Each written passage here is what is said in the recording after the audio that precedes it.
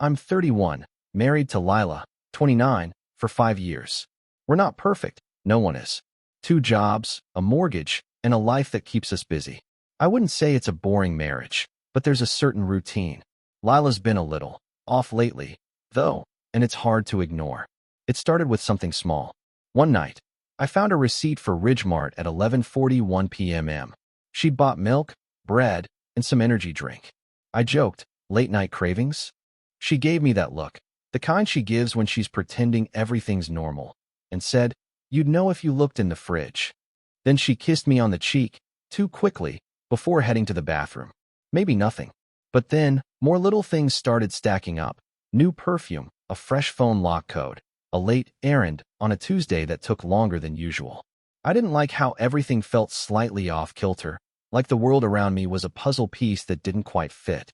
But the biggest red flag? The shopping bags. Every time she went out, it was always Ridgemart. It became a thing.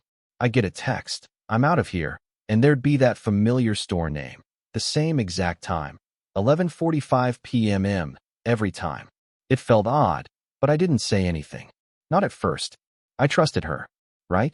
Then, last Thursday, she came home late again. She'd said her boss had sprung a late meeting on her, but I saw the card alert. Ridgemart, 12:18 a.m. I texted her, "You good?" But it sat on delivered. No reply. When she walked in a little after 1 a.m., she reeked of that same store smell, plastic, air freshener, something else sharp I couldn't quite place. She said, "Don't wait up next time," with a warmth that didn't reach her eyes. Tonight, she did it again. "We're out of dryer sheets," she said, already slipping into sneakers. I pointed to the full box in the laundry room, but she brushed me off. The good kind.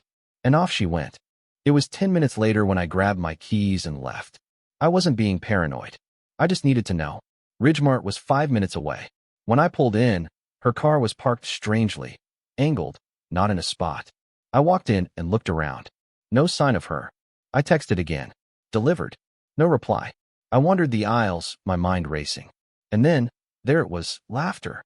Her laugh, light and fake, like she was trying to impress someone. It came from behind a staff-only door. That's when I froze. Someone tapped my shoulder. "Sir, you can't be back here." I turned, and the voice wasn't a stranger. It was someone who knew me. I wasn't sure what I expected when I turned around, but it wasn't this. The man standing there, holding a flashlight, had a look in his eyes like he already knew something I didn't. "Sir, you can't be back here," he repeated, voice low but firm. There was something unnerving about the way he said it, like he was giving me an ultimatum without even needing to. I looked around, trying to figure out if I'd wandered into some restricted area by accident. I hadn't meant to go beyond the aisles. I just followed the sound of her laugh, the one I had hoped wasn't hers. But there I was, standing too close to the staff-only door, caught between a lie I wanted to believe and the suspicion clawing at the back of my throat. I felt my stomach churn, but I forced myself to stand tall. "Sorry, I didn't realize," I said, trying to sound casual as I backed up a few steps. "Just looking for my wife." "She was..." "Wife?" he interrupted, eyebrows lifting slightly. "You might want to check the front registers, then." I nodded, a little too quickly, and turned around to head back to the main store.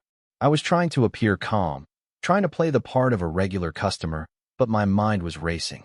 Why did he know I was looking for my wife? How did he know I wasn't just some guy stumbling around the store in the middle of the night? It didn't add up, but I wasn't ready to give up yet. I went to the front, just like the guard suggested, and casually scanned the aisles. I wasn't sure if I was looking for her or trying to convince myself that I was making a big deal out of nothing. But then, I saw him, the guard. He was standing by the exit, talking to her. His back was to me, but I could see her through the reflection in the glass doors.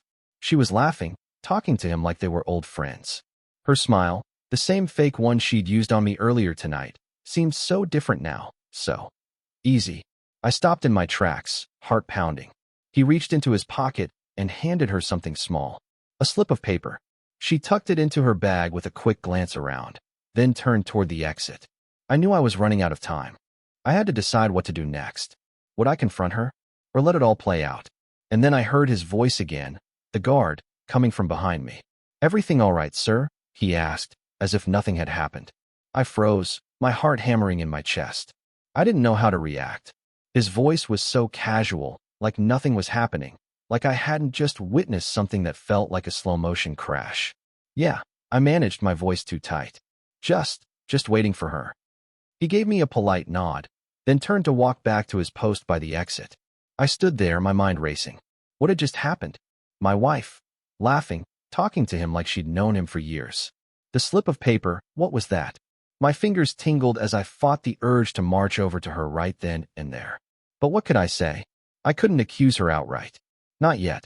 There was too much at stake, too many questions. I needed answers, and not in some fit of blind anger. I watched her walk toward the exit. She was almost to the door when I stepped forward, calling out her name, trying to sound casual, like everything was fine. Lila. She turned, startled, like she hadn't expected me to be there. Her eyes widened, and for a brief second, I saw that familiar flash of guilt. Then it was gone, replaced by a practiced smile. What are you doing here? She asked, her voice high-pitched, like she was surprised to see me. I could ask you the same thing, I said, keeping my tone even, though it felt like my chest might explode from the tension. I thought you were just picking up some dryer sheets. Oh, I was, she said quickly, nodding toward her bag. Just grabbed a few extra things. Didn't want to wake you. I glanced at her bag, half expecting to see the slip of paper sticking out, but it was tucked away, hidden. Was I imagining it? Or was I just so desperate to find something that I was seeing ghosts? Yeah? And the guard? I asked, my voice coming out more pointed than I intended. She hesitated for a moment, then shook her head, dismissing the question with a laugh. He was just helping me with something. You know, those weird self-checkout machines. They never work right. I wanted to believe her. I wanted to believe it was just some innocent interaction, that my mind was playing tricks on me. But then I remembered the way she'd looked at him. How natural it seemed, like she was at ease in a way she hadn't been around me lately. So, everything okay? I asked, forcing myself to sound like I wasn't questioning everything. Yeah, she said, her smile widening. Why wouldn't it be? I didn't answer. I just watched her, searching for any sign of the truth. But the only thing I saw was her walking out the door, her hand brushing past my arm, like everything was normal. And I realized something. I was looking for answers, but she wasn't giving them to me. She was burying them deeper. As I turned to leave, I couldn't shake the feeling that I'd just gotten a glimpse of something I wasn't meant to see. I didn't say anything else to her after that. We walked out of Ridgemart in silence, and for a second, it felt like the world had tilted. I was walking beside my wife, but she felt so distant, like we were strangers in a grocery store, sharing nothing but the same space. The car ride home was awkward. Lila hummed along to the radio, tapping her fingers on the steering wheel like everything was normal. I couldn't stop looking at her, studying her. She was fine. She was perfectly fine. But I couldn't shake the nagging doubt that had settled in my gut. That damn guard, the way she'd looked at him. I couldn't stop playing it over in my mind. How much longer are we going to pretend everything's normal? I asked myself. I wasn't ready to confront her yet. I wasn't ready to unravel the knot that had started to form between us. Not before I had more answers. But the questions kept piling up. Why the secrecy? Why the late-night runs to Ridgemart? Why did she seem so happy talking to him? By the time we pulled into the driveway, I was exhausted from the tension I'd been holding in. I just wanted to go inside, have a beer, and forget it all. But when I opened the door to our house, something felt different. The air felt thinner, colder. I couldn't explain it. Lila headed straight for the kitchen, like she always did, tossing her purse on the counter and pulling out some random snacks. She didn't even look at me. I didn't know what to say, what to ask. It all felt too big, too heavy. I dropped my keys on the table and followed her into the kitchen, leaning against the doorway. So, what's up with you and that guy? Her eyes flickered up, then down. It was barely a second, but it was enough. What guy? The security guard. I pressed, trying to keep my voice steady. You seemed close.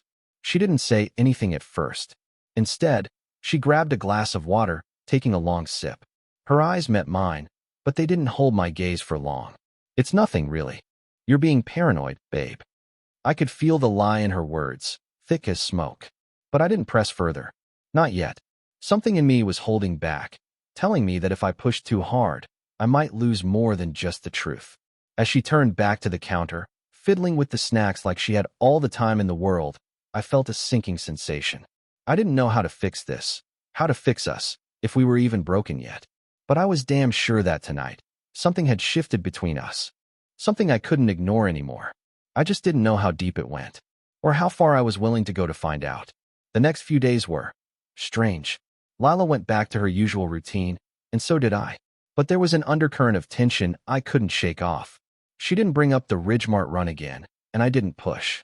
For some reason, I felt like if I asked too many questions, I'd break whatever fragile piece we had left. The thing is, the more I tried to ignore it, the more the questions festered. Work was a blur. Meetings, emails, that constant grind. But the image of Lila, smiling at that guard, kept replaying in my head. Every time I tried to distract myself, it had come back, sharper, clearer. I wasn't crazy. I knew what I'd seen. There was something going on. I kept my distance from her, mostly, just enough to keep things from getting weird between us. She was off at her usual late-night errands, and I was left at home, staring at the same TV shows we used to watch together. But even they didn't feel the same. Nothing did. Then, it happened again. Another late shift. I'd come home early one evening, planning to surprise Lila. I walked into our living room and froze. The light on the answering machine was blinking. One new message. I hadn't heard the phone ring, and neither had she. I didn't mean to snoop, but the curiosity hit me like a tidal wave. I pressed the button. Hey, it's Tony from Ridgemart. The voice crackled over the speaker. My pulse spiked. Just wanted to let you know, we've got your... I hit the stop button before I could hear more. Tony. It was his voice. The same guard from the other night. Why the hell was he calling her? I felt the blood drain from my face. What did he want with her? Was he giving her something else, like the paper I'd seen him hand her earlier? Maybe it was just about some stupid store promotion or lost item. But why did it feel like the biggest lie I'd ever stumbled into? I walked over to the kitchen, where Lila had left a couple of unopened envelopes on the counter. Nothing unusual, just bills. But underneath the stack, I found a small piece of paper, folded like it was meant to be hidden. I unfolded it carefully, almost afraid to see what was written. It was a phone number, scrawled messily in blue ink. I felt a rush of heat in my chest, but I couldn't bring myself to throw it away.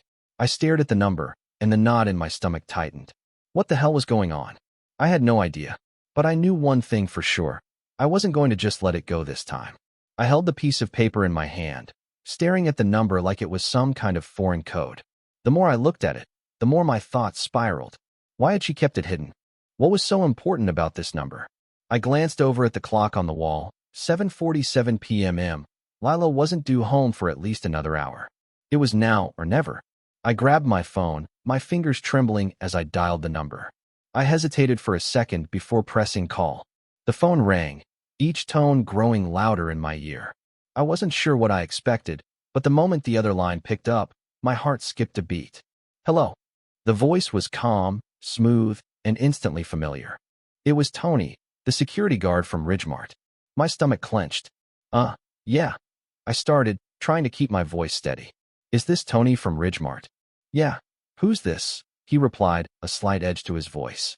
He sounded casual, like we were just two guys making small talk. I felt a wave of anger, but forced myself to stay composed. I'm Lila's husband, I said, the words coming out too easily.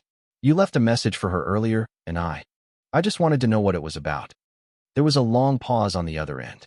Just enough time for my heart to pound louder in my chest. When Tony spoke again, his tone had shifted. It was guarded, like he was trying to figure out where I was going with this. Listen, man, he said, his voice dropping to a lower, more serious tone. I don't know what you're talking about. I just work at Ridgemart. Nothing going on with your wife. No need to make this weird. I could feel the lie hanging in the air. He was too calm, too defensive. The hairs on the back of my neck stood up, and I suddenly realized I'd made a mistake by calling. I should have confronted Lila first. She was the one I needed to talk to. But now it was too late. Tony's voice continued. Look, we're just co-workers, all right? She's a good customer. I've known her for a while now, but it's nothing serious. She's a nice lady, man. Nice lady? Something about the way he said it rubbed me the wrong way, but I didn't know how to push further without sounding desperate, without giving myself away. I cleared my throat. Okay, sorry for bothering you, I muttered, hanging up before he could say anything else. I stood there in the silence of the room, the phone still in my hand, the weight of the conversation settling in like a fog. My hands were shaking. Everything felt off. I didn't trust Tony, but I didn't know what to do with that gut feeling either. Lila would be home soon. I had to be ready. I couldn't keep running away from the truth. But every step forward felt like I was walking deeper into something I wasn't sure I could handle. The call didn't give me any answers. It only raised more questions. The air in the house felt thick, heavy with everything I was holding back. I couldn't stand it anymore. The questions, the silence, the growing unease. I had to know what was really going on. When Lila came through the door, I was already standing in the living room, waiting. I wasn't sure what I was expecting, but I knew I couldn't let her slip past this time. The tension in my chest was unbearable, but I had no choice but to face it. She stopped when she saw me standing there, her expression flickering between surprise and something else I couldn't quite place. "Hey," she said, her voice almost too light. She kicked off her shoes and made a beeline for the kitchen, as though nothing was wrong. I didn't move. "Where have you been?" The words came out sharper than I meant, but they needed to be said. I wasn't going to dance around it anymore. She glanced back at me, a quick flicker of unease in her eyes before she masked it with a forced smile. "Just the usual. Grocery run, errands." I didn't back down. "No, it's not just the usual. I called Tony. From Ridgemart. He said you've been just a good customer." She froze. Her eyes widened slightly, but then she recovered, brushing off my words. "What? No, you're overthinking this. Tony's just a guy I know from the store. He helps out sometimes." I couldn't contain the frustration any longer. "I saw you two together, Lila. The way you acted around him, it wasn't just casual. You're hiding something." Her smile faltered, but she quickly pushed it back into place. "You're making a big deal out of nothing," she said, stepping toward the kitchen counter like she was trying to create some distance. "It's just a couple of trips to the store. That's it." But it wasn't just that. I stepped forward, my voice low and firm. "Then why the secret? Why was his number in your bag? Why all this quiet, behind-the-scenes stuff?" She blinked, her eyes flicking away from mine. There it was. She was caught. For a split second, I saw the truth in her eyes, but it disappeared almost immediately as she forced her gaze back to me. "You're being paranoid," she said. The words clipped, but they didn't sound convincing anymore. Her voice trembled, just a little. "It's nothing, honestly." I shook my head. "No, it's something. I know it is." The silence hung in the air, thick and suffocating. She stared at me for a long moment, her lips pressing together like she was weighing her next move. Then, finally, she exhaled a breath, her posture slumping just slightly. "You really want to know?" she asked, her voice barely above a whisper. I nodded, my chest tight with anticipation. Whatever she said next was going to change everything. Lila stood there, her body tense, her eyes locked on mine, like she was bracing for something. I could feel my pulse pounding in my ears, every second stretching longer than the last. The words she was about to say, I didn't know if I was ready for them, but I knew I couldn't turn back now. For a moment, she didn't speak. Her lips parted, then closed again, like she was searching for the right words, the right way to explain everything. I could almost see her weighing the consequences of telling me the truth, trying to decide if it was worth it. "Yeah, I guess you do deserve to know," she finally said, her voice softer, but with a kind of resignation I hadn't expected. Her shoulders sagged slightly, and she took a slow breath before stepping closer to me. I barely moved, my eyes fixed on her, heart racing. "Lila," I whispered, trying to keep the shakiness out of my voice. "What's going on?" She hesitated before speaking again. It's not what you think. Not entirely." I felt a chill run through me, but I stayed quiet, waiting for her to continue. She glanced away for a moment, her gaze drifting to the floor before she met my eyes again. "Tony, he's not just the security guard at Ridgemart. We've been seeing each other," she said, her voice barely audible. "For a while now. I didn't know how to tell you. I didn't want to hurt you." My mind went blank. The world seemed to tilt on its axis, spinning faster than I could keep up. My breath caught in my throat, but I couldn't find the words to respond. I stood there, frozen, as the truth crashed over me in waves, each one harder than the last. "I didn't mean for it to happen like this," she continued, her voice breaking slightly. "It started innocently enough. A few casual conversations when I'd go to the store. And then things changed." She paused, her eyes welling up with tears. "I'm sorry, I never meant for you to find out like this."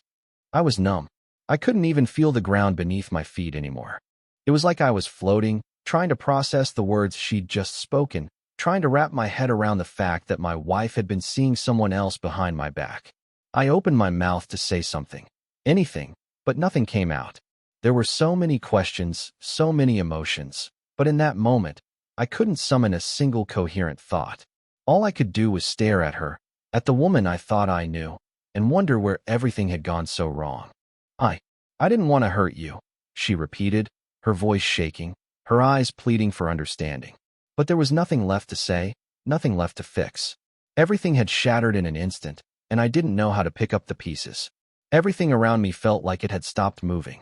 The words Lila had just said hung in the air, thick and suffocating. I couldn't breathe, couldn't think. My mind was reeling, but the one question I couldn't stop asking myself was, how could she do this to me? Lila stood in front of me, eyes wide with panic, her voice breaking as she tried to explain herself. But I couldn't hear her. I couldn't focus on anything but the weight of her confession. I couldn't process how the woman I thought I knew, the woman I'd loved for years, could betray me like this. The silence between us stretched out, and I could feel my chest tightening, like I was being crushed under the enormity of it all. A few months, I finally managed to croak, the words tasting bitter as they left my mouth. A few months you've been seeing him? And you didn't think to tell me? To be honest with me? She stepped closer, but I took a step back, instinctively needing the distance. I wasn't ready to be near her, not when everything felt like a lie. Not when the foundation of our marriage had just crumbled beneath me. I never wanted this, she said softly, reaching for me again, her hand trembling. It was a mistake, and I never meant for it to go this far. I thought I could stop it before it got too deep, but you didn't. I interrupted, my voice rough. You didn't stop it, and now you're telling me it was just a mistake? The anger started to rise, hot and uncontrollable. You've been lying to me for months, Lila. For months, and you expect me to believe it was just a mistake? Her face crumpled, her eyes filled with regret. I didn't know how to stop it, she whispered, her voice breaking. I didn't want to hurt you. I thought I could fix things without telling you. I never meant to hurt you. I wanted to shout. I wanted to yell at her, to demand answers to all the questions that had been eating at me. How could she stand there and say she loved me after everything she'd done? How could she claim she didn't want to hurt me when the truth was, she already had? She reached out again, but this time, I didn't move. I just stood there, numb, letting her words sink in. I love you, she said, the desperation in her voice barely masking the pain. I never wanted this to happen. I wanted to believe her. I wanted to believe everything she said, but the doubt was suffocating. I don't know if I can forgive you, I whispered, the words tasting like ash. I don't know if I can ever trust you again. The weight of it all hung in the air, unbearable and final. We were standing in the wreckage of everything we'd built together, and neither of us knew how to begin rebuilding. Neither of us knew how to move forward from this. The silence between us felt heavier than anything I'd ever known. Lila's words echoed in my mind, but they didn't make sense. I love you. I didn't mean for this. She kept repeating them like a broken record, but I couldn't hear her. I couldn't absorb it. Every second that passed felt like a fracture, another crack forming between us. She stood there, tears streaming down her face, her eyes searching mine, desperately waiting for something, anything, that could fix the mess she'd created. But I couldn't give her that. I couldn't even look at her without feeling this overwhelming ache in my chest, a deep, raw pain that I couldn't escape. Lila stepped closer again, her voice trembling as she reached for my hand. Please, talk to me. I'm so sorry. Please, just. I pulled my hand back, almost instinctively. The distance between us felt necessary, like if I didn't keep it, I might collapse right then and there. Stop, I said, my voice sharper than I'd intended. I can't do this. Not right now. She recoiled, her face paling as if my words were a slap. I wanted to take them back, to say something less harsh, but I couldn't. I needed space, I needed air, I needed time to think, to process, to figure out how to breathe again. I didn't want this to happen, she whispered, her voice so small now, like she was losing herself in this moment as much as I was. I never meant to hurt you.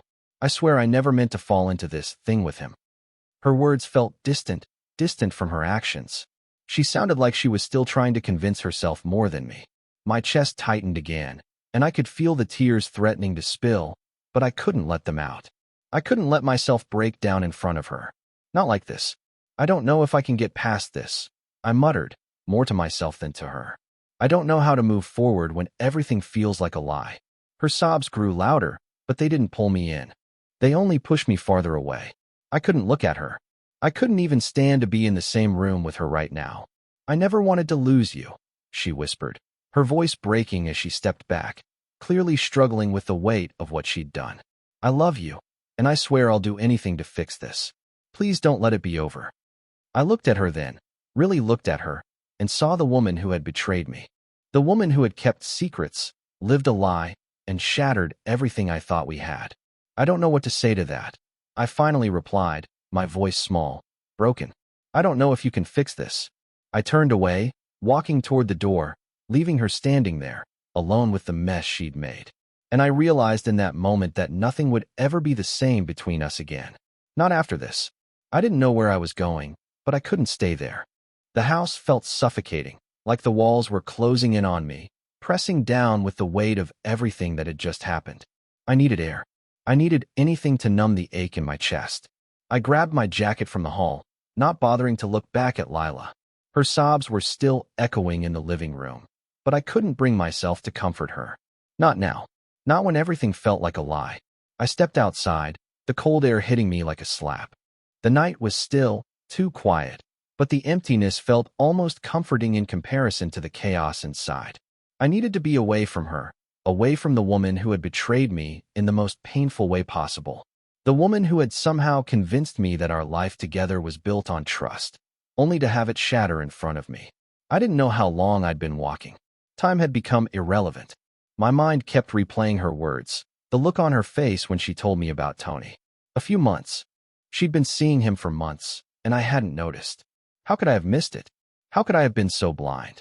The streetlights flickered as I walked, their faint glow casting long shadows on the pavement. I couldn't make sense of anything.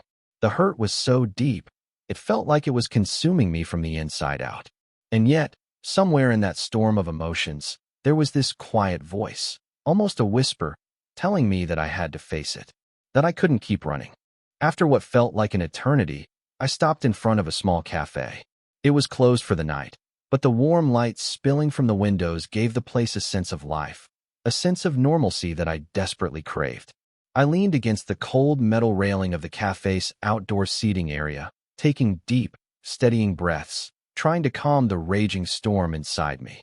I pulled out my phone, my fingers moving almost automatically. I didn't know what I expected to see. Maybe some kind of distraction, maybe an answer to the mess I'd just walked away from. But all I saw was a message from Lila. Just one line. Please come home. I stared at it for a long time, the words burning into my eyes. I wanted to go back. I wanted to fix everything.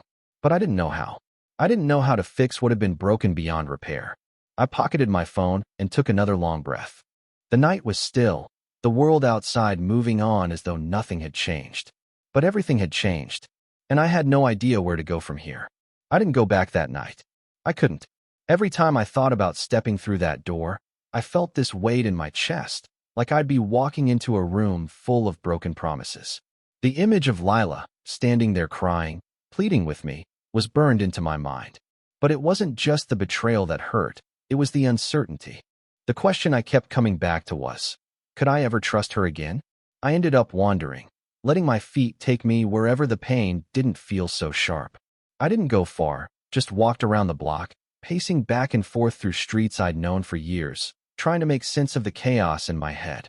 The sounds of the city at night felt muffled, as if the world around me was happening through a thick layer of glass. I could hear cars passing, people talking, but it was all distant, faint. None of it mattered. I stopped at a park, sat on one of the benches, and just stared at the sky, letting the cold night air hit my face. I wasn't sure how much time had passed, but it felt like hours. The emptiness inside me hadn't lessened, hadn't gotten any easier to deal with. The idea of going home still felt wrong, like I'd be stepping into a version of my life that didn't make sense anymore. Pulling my phone out again, I saw that Lila had sent me another message. I can't fix this without you. I need you. Please, I'm sorry. I stared at the screen, my fingers hovering over the keyboard, unsure of what to say. Part of me wanted to reply, to reassure her, to tell her that everything would be okay. But another part of me, the part that felt betrayed, the part that was still trying to breathe, wanted to just shut her out. I wanted to block out the hurt, the confusion, and just walk away. But I couldn't do that either. Not entirely. I knew there was still something between us. A part of me still loved her. The woman I married was still in there somewhere, even if I couldn't see her right now. But could I forgive her? Could I ever trust her again? The question echoed in my mind as I sat there, the phone still in my hand. I couldn't answer it. Not tonight. Not when I was so raw, so broken. I clicked the phone off and stuffed it back in my pocket. I didn't have the answers. But for the first time, I realized I wasn't sure if I ever would. The silence in the park was absolute, and I felt more alone than I ever had in my life. I had no idea how long I'd been walking. The night had swallowed me up, and the farther I went, the more I felt like I was distancing myself from everything that was waiting for me back at home. I thought maybe the distance would help, that it would give me clarity, but the longer I walked, the more I realized there was no clarity to be found. Just uncertainty. Just pain. The house loomed in the distance as I made my way back, its lights glowing faintly through the window. It felt foreign now, like a place I didn't belong anymore. Every step toward the door felt heavier than the last, and with each one, the questions piled on top of each other. Could I ever get over this? Could I rebuild what was broken? And more than that, did I even want to? I stood outside for a long time, leaning against the car, trying to summon the strength to go inside. I could feel my chest tightening with every breath, the weight of everything hanging on the air. I didn't have answers. I didn't even have the words to explain the hurt I was feeling, let alone figure out if it was something I could work through. Finally, I forced myself to move. I went inside, and there she was, sitting on the couch, wrapped in a blanket, her face pale and blotchy from crying. Her eyes met mine as I walked in, and for a split second, there was something like hope in her expression. But it was quickly followed by fear. She didn't know what to expect, and neither did I. "You came back," she said softly, almost like she was surprised. I didn't answer right away. I couldn't. There were no easy answers. No comforting words. "I don't know what to say," I finally muttered. "I don't know how we get past this. I don't know how we fix this." Her eyes welled up again, but she didn't speak at first. She just looked at me, and for a moment, I saw the woman I loved. The one who had hurt me, yes, but the one I'd shared so much with. The one I wasn't sure I could let go of, even now. "I'm sorry," she whispered. "I never wanted to hurt you. Please, don't give up on us." I felt the old ache of love stir, but I shook my head, the pain still too raw. "I don't know if I can trust you again," I said quietly. "I don't know if I can fix this." She reached out, but I couldn't let her close. "I need time," I whispered. "I don't know where to go from here, but I need time to think." She nodded, her voice breaking as she said, "Take all the time you need." I turned and walked away, needing space more than I ever had. The silence that followed was deafening. We were both waiting for something. Maybe an answer, maybe hope, but we both knew it might never come. Not in the way we wanted. And we weren't the same anymore. Neither of us. The days that followed were strange, like I was walking through life in a haze. Every morning I woke up in the same house, surrounded by the same things, but nothing felt the same. The silence between Lila and me was more suffocating than ever, but somehow, it was easier to live within the constant barrage of emotions. I still couldn't make sense of what she'd told me. She gave me space, maybe more than I deserved, but it didn't feel like a break, not really. It just felt like we were coexisting in separate worlds, orbiting around each other without ever really connecting. I'd go to work, go through the motions, and come back home to the same quiet house. It wasn't like before, when the sound of her laughter would fill the air or when we'd have dinner together, sharing small moments that felt like they mattered. Now, it was just stillness. I couldn't stop thinking about everything she'd said, about how she never meant to hurt me, about how she swore it was a mistake. But the more I thought about it, the harder it was to reconcile those words with the truth of what had happened. A mistake doesn't last for months. A mistake doesn't hide in the quiet moments, wrapped in lies and secrets. And yet, I couldn't entirely shut her out. Every time I looked at her, even from across the room, I saw the woman I loved, the woman who was still here, even if she was buried beneath the weight of her actions. I didn't want to admit it, but I missed her. I missed us. Lila kept sending me little messages, checking in, asking how my day was, telling me she loved me. It felt like she was trying to bridge the gap between us, but the distance was too vast. I didn't know how to respond. I didn't know if I was supposed to pretend that everything could go back to normal, or if I was supposed to acknowledge the fact that nothing would ever be the same again. One night, after dinner, she sat down beside me on the couch. I didn't move, but I could feel her presence, feel the weight of everything between us. She reached for my hand, and for a moment, I considered pulling away. But then I didn't. I let her take my hand, feeling the warmth of it against mine, the familiarity of her touch. "I miss you," she whispered, her voice barely audible. "I know I've messed everything up, but I can't lose you. Please, don't shut me out." I wanted to tell her I missed her too. I wanted to reach out, to say the words that would make everything feel okay again. But I couldn't. I just squeezed her hand and looked away, my heart heavy with the uncertainty of it all. The ghost of what we used to be was still there, lingering between us. But it wasn't the same. It couldn't be. And I didn't know if I was ready to forgive her, or if I ever would be. It had been weeks since that night. Weeks of walking around the same house, the same spaces, but everything felt different. Lila and I had started talking again, slowly, cautiously, like we were strangers, even though we weren't. But every conversation felt like a minefield. One wrong step, and it could all explode again. So we stayed in the safe zone, skimming the surface, never really addressing the elephant in the room. There were moments when I felt like maybe we could fix this. Maybe we could find our way back to what we were. But the truth was, I didn't know. I didn't know if it was even possible to rebuild what had been shattered. Every time I looked at her, I felt the weight of the betrayal, the months of lies, and yet, there were flashes of the woman I had fallen in love with. The one who laughed with me, who held me close at night, who shared everything. That woman was still there, but she was buried beneath all the hurt. One evening, after dinner, she sat next to me, more quietly than usual. Her eyes were softer now, not as desperate. She had given me the space I needed, but I knew she was waiting for me to make a decision, to make some kind of choice about us. "I've been thinking," she said, her voice steady but low, "and I know I can't change what I did. I can't undo the hurt. But I need you to know that I'm willing to do anything to make things right, to earn your trust again." I didn't answer right away. My chest tightened, like it always did when I thought about everything that had happened. But then, I looked at her, the woman who had made a huge mistake, who had betrayed me, but who was still here, still fighting for us, for something. And a part of me, just a small part, began to wonder if we could find our way back.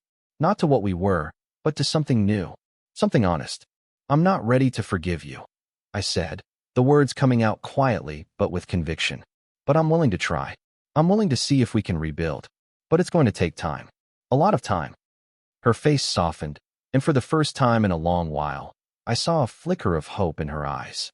She reached for my hand, and this time, I didn't pull away. "I'll wait as long as it takes," she said softly. "I'll do whatever it takes." And in that moment, I realized something. Forgiveness wasn't something that happened overnight.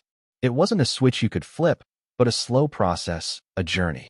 I didn't know what the future held, but I was willing to try, to fight for what we had, and maybe, just maybe, find a way to heal. The road ahead wasn't clear. There would be hard days, questions, doubts. But for the first time in a while, I felt like we were taking the first steps towards something real again. Maybe not the same as before, but something that could be ours. And that was enough. For now.